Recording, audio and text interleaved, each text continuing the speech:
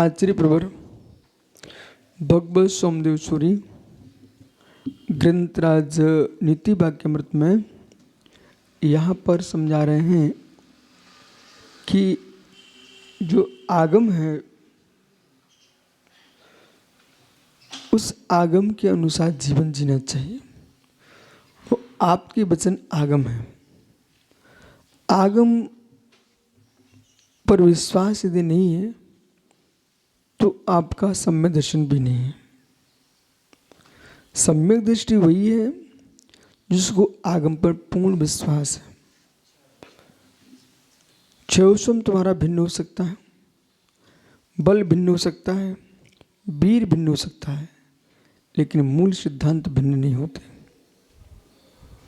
अपने बल के अनुसार व्याख्या न किया जाए, अपने वीर के अनुसार व्याख्या न किया जाए, अपने क्षयोसम के अनुसार व्याख्या न किया जाए, व्याख्यान आगम के अनुसार ही मात्र किया जाए और गुरु परंपरा को विवेक पूर्वक स्वीकार किया जाए। आगम को समझ करके हो सकता है एक सज्जन ने हमसे कहा कि आप झोपड़ी क्यों नहीं लेते हो। झोपड़ी का मतलब दक्षिण भारत में एक लकड़ी की तिपाई करके उस पर एक झोपड़ी डाल दी जाती थी, जैसे तंबू बनते, उसके अंदर ठंडियों में मुनिराज बैठ करके अपनी साधना करते थे। चाहे कितनी बल्ब लगे हों, कुछ भी लगा रहो, पर परंपरा ऐसी बन चुकी थी, लालटेन लेके उसके अंदर बैठते थे। समझ गए? तो मैं सिवनी गया, वहाँ पर एक श्रावक ने हमसे कहा कि आप लोगों ने परंपराएं तोड़ दी। पुराने महाराज लोग इस प्रकार से रहते थे। सुना, परंपराएं तोड़ दी। तो मैंने कहा कौन सी परंपरा मैंने तोड़ी? उन्होंने कहा ये अब वाली झुग्गी वाली जो परंपरा थी उसमें लालटेन में बैठ करके पढ़ते थे महाराज लोग। अरे मित्र, कोई वृद्ध महाराज जी होंगे अथवा कहीं एक जगह से प्रारंभ हुआ, तो ये कोई मूलाचार में तो नहीं है, कोई लालटेन लेके ही बैठना अंदर जा करके। तो ये इसे तुम परंपरा कह रहे हो और उसे तोड़ना बोल रहे हो। ऐसी परंपरा तो तोड़ ही देना चाहिए। कैसे? कि जहाँ कोई दुर्घटना घट जाए, लालटेन गिर जाए, झोंका लग जाए, तो कोई घटना घट सकती है। वो घटना घटी भी है। इसलिए बहुत सारी ऐसी बातें हैं जिनका आगम नहीं होता है और प्रारंभ हो जाता है। पर ऐसा प्रारंभ होता है, उसे वो अपनी आचार परंपरा बोल करके और उसको धड़ल्ले से चलाते रहते हैं, पर ऐसा नहीं है।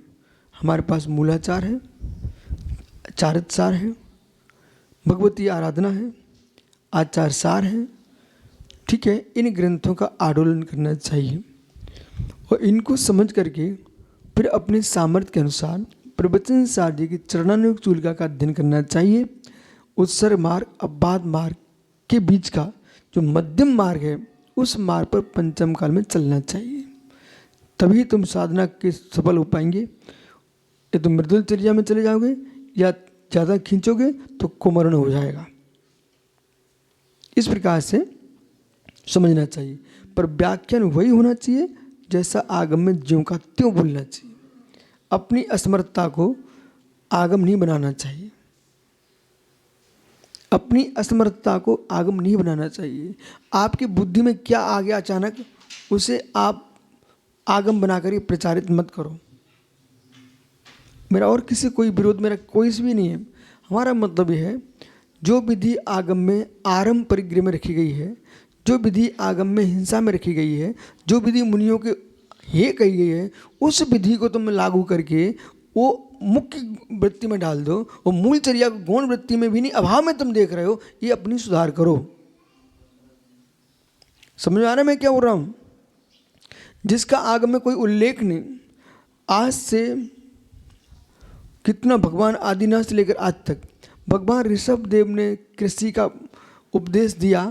ये भगवान संज्ञा एक बहुमान रूपवाचक है, परंतु भगवान ऋषभ देव ने कोई भी कृषि का उपदेश नहीं दिया।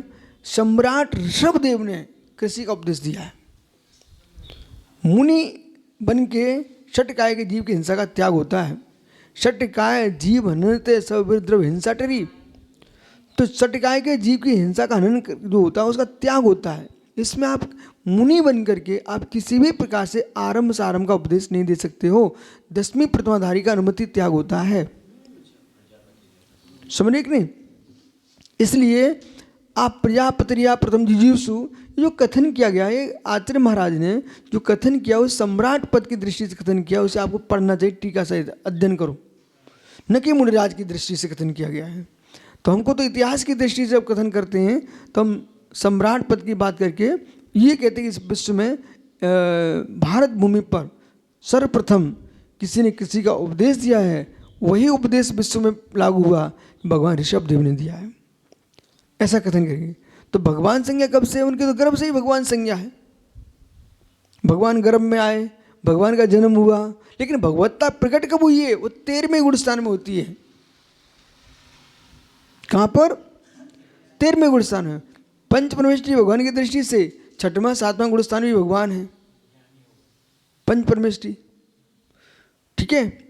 और सिद्धांत अपेक्षा ज्ञानी संज्ञा करेंगे तो 7वें गुण स्थान में लग जाएगी। अभेद दृष्टि से कथन करेंगे, जब अन्नानी कम्मम खवेट सहस कोडीम तब नानी तेंगुत तो खवी उत्साह में प्रवचन सार जी में लिखा हुआ है। तो वो अपरमत्त गुणस्थानवर्ती ज्ञानी जीव है, प्रमाण शून्य ज्ञानी जीव है। यहाँ पर शास्त्र ज्ञानी की व्याख्या नहीं है पंडित साहब, मात्र त्रिगुप्ती बात का प्रयोग कीजिए। ज्ञानी के छिन्माई त्रिगुप्त सहज टरे थे, वो कौन से ज्ञानी की व्याख्या कर रहे हो वहाँ पर जोरदार राम जी? त्रिगुप्ती, न कि शास्त्र ज्ञानी। अन्यथा वेद पांडित्यम सात पांडित्य चान्य था, अंत आत पांडित्यम लोक का क्लेशन चान्य था। वेदों का पांडित्य भिन्न है, शास्त्रों का पांडित्य भिन्न है, आत्मा का पांडित्य भिन्न है। लोग व्यर्थ में क्लेश को प्राप्त कर रहे हैं, प्राकृत जैसे लोग। इसलिए श्री प्रवचन सार जी में लिखा हुआ है कि आप आगम को नहीं समझ पा रहे हो, कोई बात नहीं है, टेंशन मत लो, लेकिन आगम को नहीं जानते हो तो कोई विकल्प नहीं है। आगम को नहीं मानते हो तो तुम सोच लेना मिथ्या दृष्टि हो। इसलिए हमको तो राकेश पर भी शंका होने लगती। कब? जब वे किसी पक्ष में घूमते हैं ना, पूजन पद्धति की जब बातें करते हैं ना, तो पसंद नहीं है, ये मैटर अलग है, पर ये गलत है ऐसा कभी नहीं कहना। क्यों नहीं कहना? क्योंकि सठखंड आगम आगम है, धवला टीका आगम है, अनेक ग्रंथों की टीकाएं, त्रिलोक पंडित त्रिलोक सार आगम है। इन ग्रंथों में जो लिखा है उनको श्रद्धा से स्वीकार करके आप मध्यस्थ हो जाइए। हम जैसे जीव ना पंडित, हमने सब ग्रंथ अध्ययन के बाद अपना लक्ष्य बन चुका है। चाहे उत्तर में जाओ, दक्षिण में जाओ, पूर्व में जाओ, पश्चिम में जाओ, मध्य भारत में रहो, हमारे द्वारा कहीं झगड़ा नहीं हो सकता, आपको कहीं मिलेगी ही नहीं। आपको क्यों नहीं मिलेगा? क्योंकि हमने तत्व को समझ लिया है। तत्व ज्ञान भिन्न ज्ञान है, आराधना पद्धति भिन्न है। आराधना के पीछे अपनी भाव साधना नष्ट नहीं करना चाहिए। यदि आगम आप नहीं मानते हो तो प्रथमानुमर्तख्यानम चतुर्मानु पुण्यम बोधि समय निधनम बोधभूत समीचीन, उसका क्या होगा? हम तो आगम मानते हैं, बाकी लोग नहीं माने, उनका विषय है। और पहला जो अंगों की उपरूपणा है उनमें 63 लाख पुरुषों की भी व्याख्या है। तो ये तो जिनके आप चेले थे पूर्व में, वे लोग बोलते हैं, मैं थोड़ी बोलता, ठीक है। और जो हमारे बड़े भैया बोलते हैं तो वे बड़े भैया, रिश्ता अलग विषय है, आगम अलग विषय है। रिश्ते में थोड़ी हम आगम को समाप्त कर देंगे। इसलिए भाई इधर देखो, अभी क्लास कक्षा, हाँ, तो आप उन्हें बच्चे मानते तो बच्चों को वही बोलो जो बोलना चाहिए। यदि आप बच्चे मानते हो ना तो बच्चों को उतनी सिखाना चाहिए जो यथार्थ में हो। नहीं, आप जो है ना आप आगम को भटकन बोलते, यही तुम्हारी भटकाव है। आइए, तो चारों अनुयोग अपन को स्वीकार करना चाहिए। आप चारों अनुयोग के साथ नहीं चल पा रहे, आपकी असमर्थता हो सकती है, लेकिन आगम को अपन झूठा ना कहें, क्योंकि पंचम काल में वर्तमान में मुनियों को, श्रावकों को, अब मैं आगम वचन बोल रहा हूँ, पंडित सुनिए आप, पंचम काल के श्रवणों को, पंचम काल के श्रावकों को अपने सम्यक की रक्षा यदि करना है तो आगम में दो प्रूपणाएं मिल रही हैं और दोनों को स्वीकार करके श्रद्धान करो। जब तुम केवली बन जाने तब निर्णय हो जाएगा, अथवा केवली मिलेंगे तब निर्णय हो जाएगा। बोलो मांगलाय पंडित बराबर। ऐसा लिखा कहाँ? श्री धवला जी में। इसलिए यथा अनुभूत में श्रुतार्थ विसंवादित वचनम मान आपता।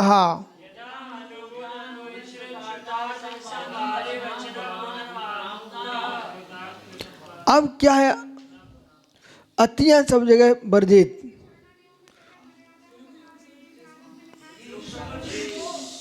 भैया बैठ जाओ, कुछ नहीं करो। यो अनुभव अनुमान आगम प्रमाण द्वारा, अनुभव से, अनुमान से, आगम से, ये तीन बातें ध्यान दीजिए। अनुभव, अनुमान, आगम। कुंद कुंद स्वामी ने इन तीनों बातों को स्वीकार किया है। आप तीसरी गाथा पढ़ लिए, पांचवी गाथा समय सारी पढ़ लीजिए। आप पांचवी गाथा समय सारी की समझिए। इधर आप आगे आइए, समाधि तंत्र में तीसरा श्लोक बोलिए।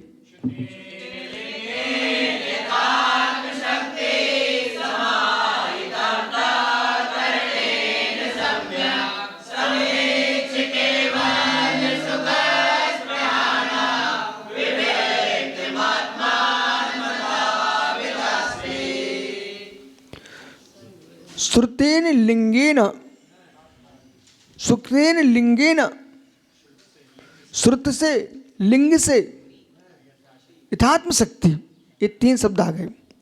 श्रुतेन लिंगेन यथात्म शक्ति।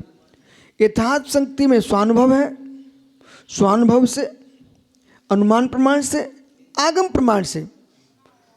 लिंगेन का अर्थ होता है अनुमान, अधिक बोलना पाप है। तो दिगंबर मुनि धर्म नहीं है।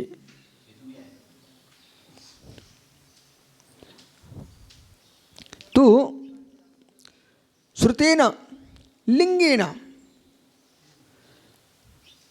थोड़ा विवेक के साथ सुनना ध्यान से।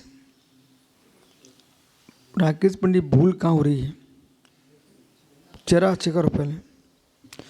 तो क्या ना पंडित जी, श्रुत में बहुत सारी बातें संक्षेप में होती हैं। तो अब श्रुत का संक्षेप का मैं आपको अंतर दिखा देते हैं। गांधी जी, कुंद कुंद स्वामी ने 415 अथवा 445 प्रवचन सार इतना सा है। टीका देखो तो इतनी सी है, और देश ना देख लो तो उससे 17-18 भाग बन गए। समय सार 4-5 पृष्ठ का है मात्र। टीका देखो तो इतना बड़ा ग्रंथ है। देश ना देखो तो 17 भाग है। अब ठहरिए, इस बात को समझना चाहिए हमको। श्रुत सिद्धांत है, श्रुत सूत्र है, सूत्र है। परिचमुख सूत्र इतना सा है। प्रमेय कमल मातंड इतना बड़ा ग्रंथ है, विशाल। लघिस्त्र है, छोटा सा ग्रंथ है। न्याय कुमुद चंद्र विशाल ग्रंथ है। परमात्म प्रकाश छोटा सा ग्रंथ है। जितना अपन कहते हैं आचार्यों ने इतना लिखा है, जो मूल ग्रंथ करता है उनने इतना कुछ नहीं लिखा। उन्हें सिद्धांत दिया, आपको विस्तार टीकाकारों ने किया। तो जो आगम है उसमें सूत्र दे दिया आपको। तो फिर 3 बातें क्यों लिख रहे हैं, इस पर चिंतन करना चाहिए विवेक सहित। आज मैं आपको बड़े प्रेम से समझा रहा हूं, लेकिन इसका दुरुपयोग नहीं करना, बस इतना ध्यान रखना। संपूर्ण निर्णय पंडित जी श्रुत ज्ञान से आप नहीं करते, श्रुत ज्ञान से करते हो।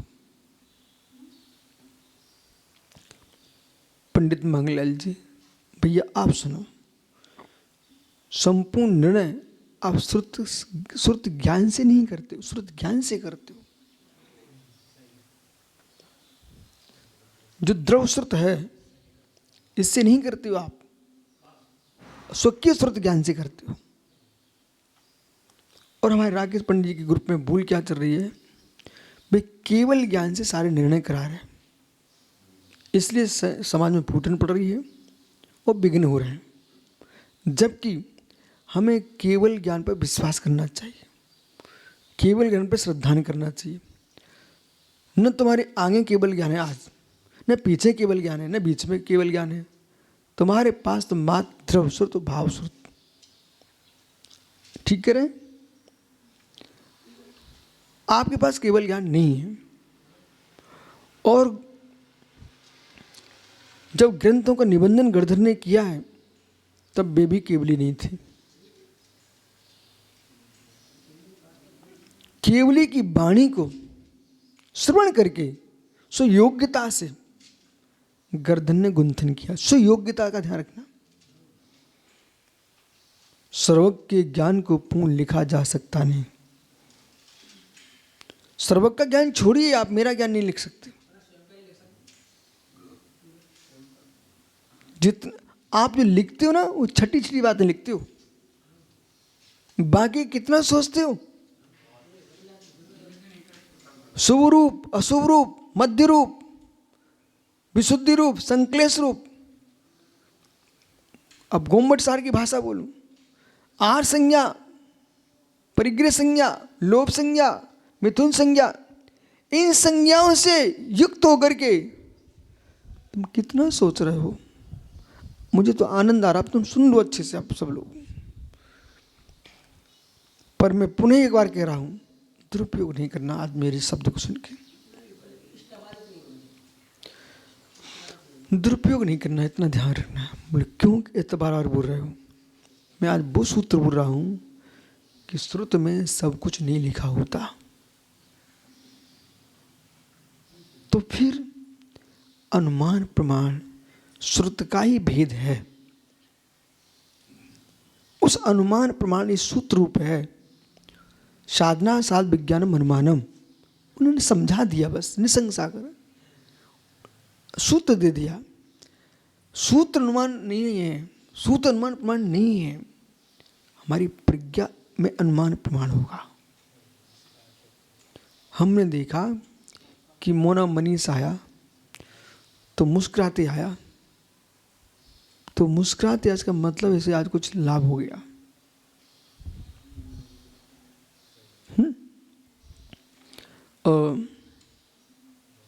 एक ज्ञानी जीव था, कल थोड़ा उदास था, आज खुश दिख रहा है।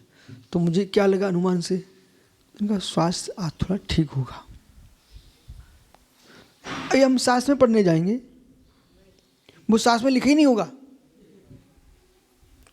समझ रहे कि नहीं, कहीं लिखा नहीं मिलेगा, लेकिन शास्त्र में लिखा है। बोले क्या लिखा है, साधन से साध्य का ज्ञान अनुमान है। पर साधन सम्यक होना चाहिए, साध्य सम्यक होना चाहिए, नहीं तो अनुमानाभास हो जाएगा।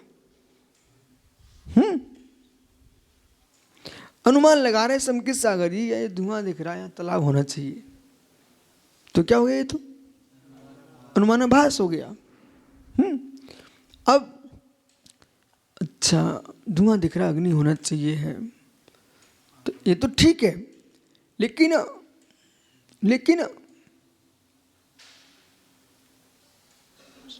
मानस किम पर्वत, अरे मानस है, अग्नि होना चाहिए, क्यों धुआं उड़ रहा है रसोई घर जैसे, तो ये तो ठीक है। अब दृष्टांताभास बना रहे हैं, कैसे? यहाँ पर धुआं उड़ रहा है, मतलब यहाँ पर मालूम धुआं उड़ रहा है, धुआं उड़ रहा है, अग्नि होना चाहिए। बोले कैसे? जैसे कि नदी के किनारे पर धुआं उड़ता है, ये तो तुम्हारा दृष्टांताभास है, वो धुआं होते ही नहीं है, वो तो बाष्प है। बामी फूट गई, बामी से बाष्प निकल रही है, वो धुआं है ही नहीं है। ऐसा तो पहला प्रश्न है कि जो शास्त्र में नहीं भी लिखा, देखो भैया लिखा इतनी रहता है,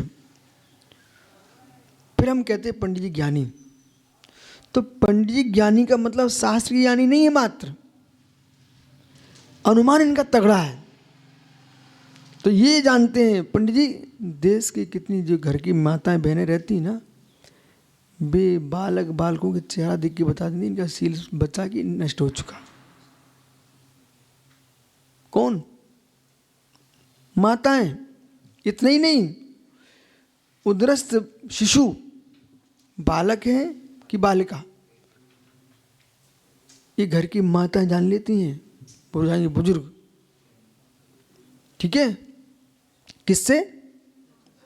लक्षणों से। ये लक्षण क्या है? अनुमान। ज्ञानार्णव में तो बहुत लक्षणों की व्याख्या। ठीक है, अनुमान। अब मैं देखता हूं चौके वालों को एकदम रूखे सूखे दिख रहे हैं, तो मैं समझ जाता हूं इनका खाली गया होगा। वो मुस्कुरा के आ रहा है, गदगद है। कोई ने कहा भोजन कर लो, नहीं नहीं नहीं, मैं समझ गया इनके यहाँ कोई महाराज के हार हो गए हैं, तो चेहरा में अलग चमक आ गई। क्या रहस्य है? अनुमान। ठीक है, अनुमान प्रमाण, अनुमान प्रमाण। तो बालकों, तुम्हें शास्त्र में लिखा नहीं मिलेगा कि यहाँ पर मरे की गंध आ रही है। अब तुम समझ लाओ, हम सोच को गए थे उधर 1 किलोमीटर दूर, यहाँ पर जो समाधि हुई ना, उसकी गंध वहाँ आ रही थी।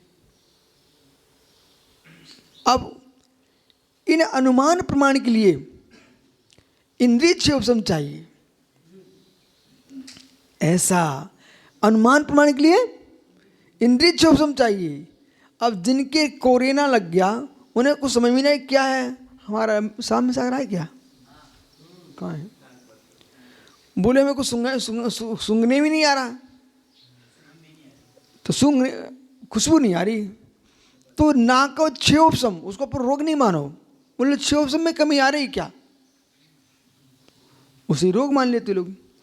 अब एक जीव 12 योजन का सुनाई पड़ रहा है उसको, श्रवणेंद्रिय का पड़ो गोमट सार, और एक व्यक्ति बगल की नहीं सुन पा रहा, उसके कान बह रहे हैं।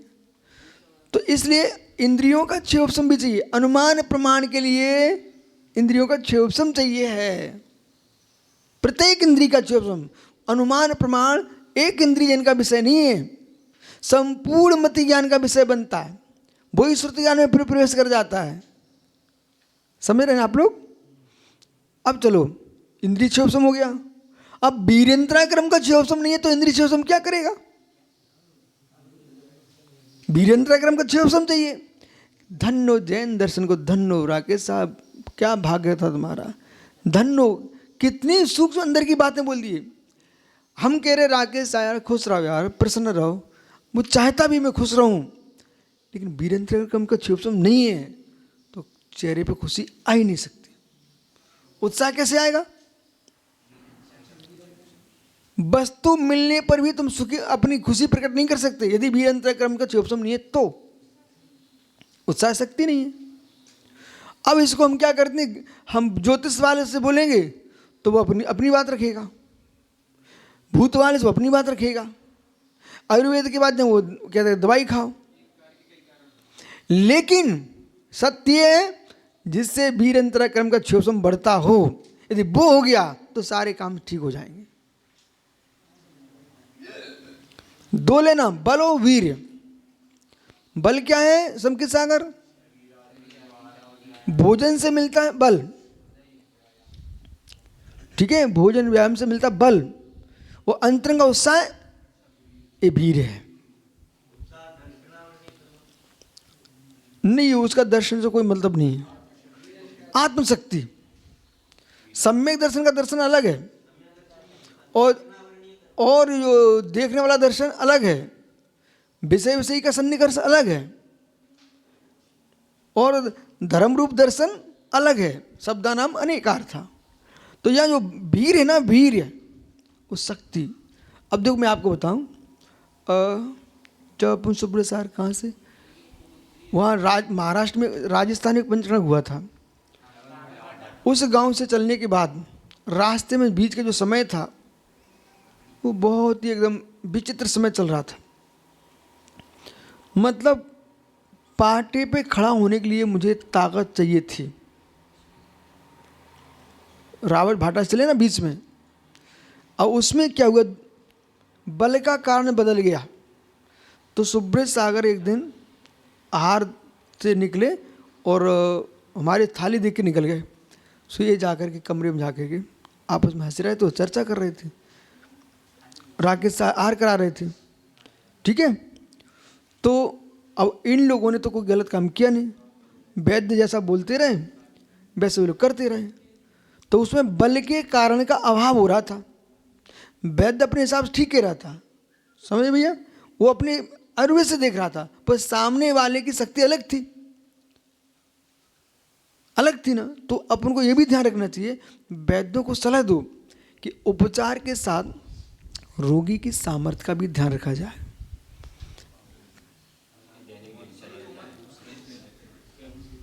रोगी की सामर्थ्य का ध्यान नहीं दिया तो तुम्हारा औषधि काम में नहीं करे, उस समय के पहले निकल जाएगा जीव शरीर से। हाँ हाँ, और वो श्रम कितना कर रहा है ये भी देखना पड़ेगा। जैसे कि भैया शिखर जी में आए सज्जन, वे कह रहे सबसे, बोले धान छोड़ दो। वे मालूम अभी भैया ये ना ऋषभ, ये उनके साथ रहा है, ये कह रहा था कि गुरु जी हमको दिन भर उनको खिलाना पड़ता था, दिन भर। हाँ, बोले कभी ना कुछ बनाना ही पड़ता था। अब वे दिन भर खा रहे हैं। अब मुनिराज जो है ना, पंडित जी आप मुनिराज से कहो इतनी सी लौकी खा के बंद कर दो, तो भैया उनको 24 घंटे बिहार करना 20 किलोमीटर, और फिर कैसे काम चलेगा।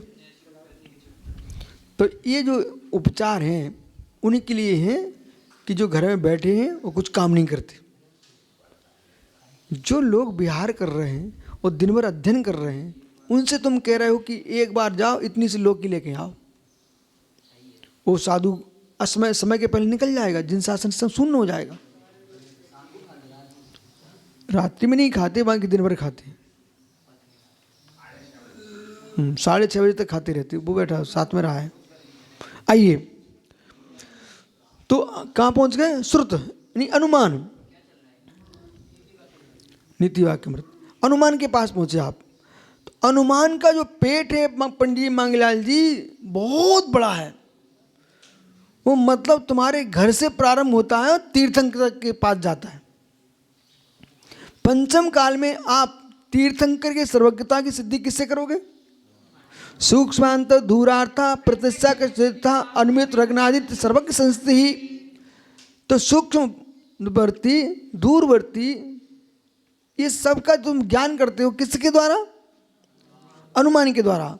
इसलिए अनुमान आपका क्षोभसम। एक विषय पूरा हुआ। अब चलते हैं आगम के पास। आपके वचन है आगम, उनसे आपको आधार लेना चाहिए। मूल सूत्र आगम का आधार लेकर के तुम आगम को बोलते रहे, तुम स्वानुभूति नहीं ले पाओगे, क्योंकि आप शब्द रट्टू बन चुके हो। जैसा आगम में लिखा है वैसे प्रवृत्ति कीजिए, और प्रवृत्ति करके अनुभूति लीजिए। फिर तुम जो कथन करोगे फिर आप कहोगे स्वानुभूति। स्वानुभव। तो श्रुतेन लिंगेन यथात्म शक्ति। पूज्यपा स्वामी तो ओ हो श्रुतेन लिंगेन यथात्म शक्ति। तो यथाशक्ति लगाना, जो अनुभव से अनुमान से आगम प्रमाण द्वारा निश्चित किए जाने पर पदार्थों को तदनुकूल, उनके अनुकूल विरोध रहित जो वचनों का निरूपण किया जाता है यथार्थ स्वरूप में, वही वक्ता है।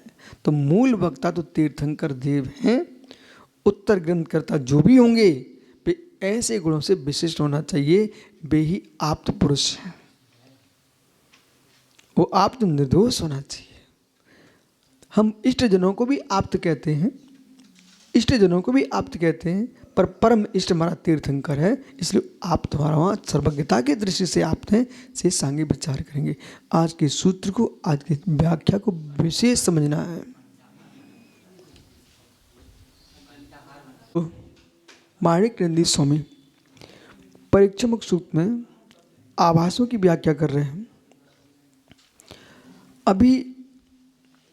अब अनुमानाभास, अनुमानाभास अविसिद्धि प्रत्यक्षम तथा भाषम बोध्यकस्य धूम दर्शनात् बन्ही विज्ञानवत